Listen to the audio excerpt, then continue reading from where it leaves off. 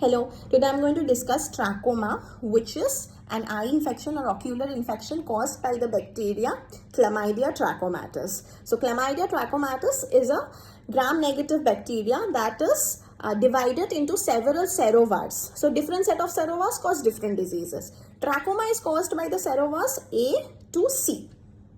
It usually infects children of 2 to 3 years of age, and it is transmitted by direct contact with the infected person's eye discharge or indirect contact through sharing of personal items or transmission by flies.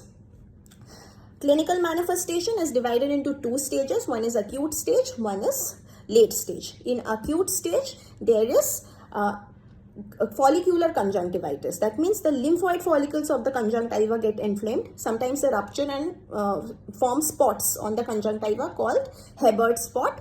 And thirdly, there is involvement of the cornea also, so keratitis.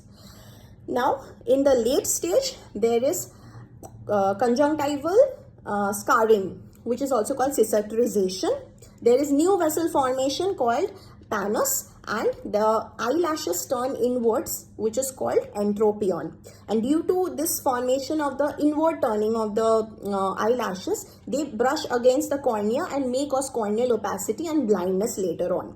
So this disease, it is seen in parts of the world like sub-Saharan Africa, the Middle Eastern countries, and in Southeast Asian countries. Okay, so now we come to the lab diagnosis. How will you diagnose it? So specimen, we may take the corneal swab. Okay, in microscopy we can do gram stain, but this stains very irregularly, so we will have to use some other stains in order to observe the inclusion bodies formed by this bacteria.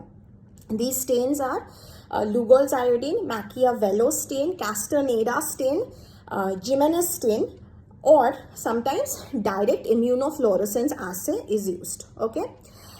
Number 2 is antigen detection.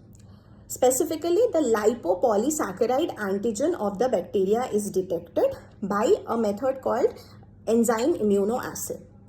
Thirdly, culture.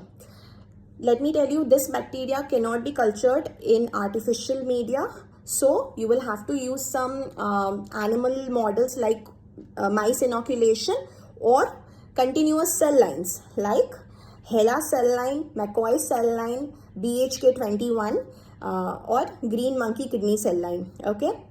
Now, fourthly, there is nucleic acid amplification test, which is the most specific and the recommended method.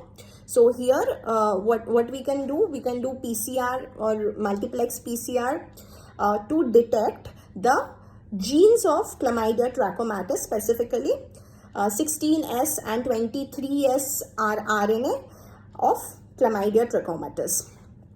And lastly, we can do serology to detect either the antigen by complement fixation test or some ELISA based formats, or we can do antibody detection against the major outer membrane protein of the bacteria by a method called microimmunofluorescence. Okay, so this is about lab diagnosis. And thirdly, what we have to see is what is the treatment. So drug of choice is azithromycin. Alternatives are doxycycline, tetracycline, erythromycin. Okay, so that is all about trachoma.